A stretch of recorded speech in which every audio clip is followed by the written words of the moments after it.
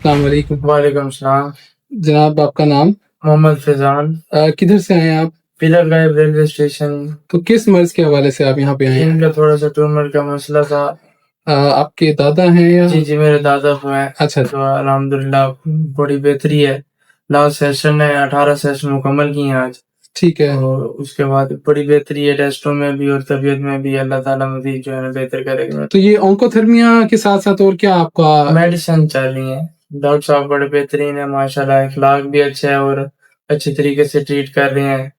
इलाज भी अच्छा किया है उन्होंने। उनके हाथ में अल्लाह ताला ने शिफा लिखी है।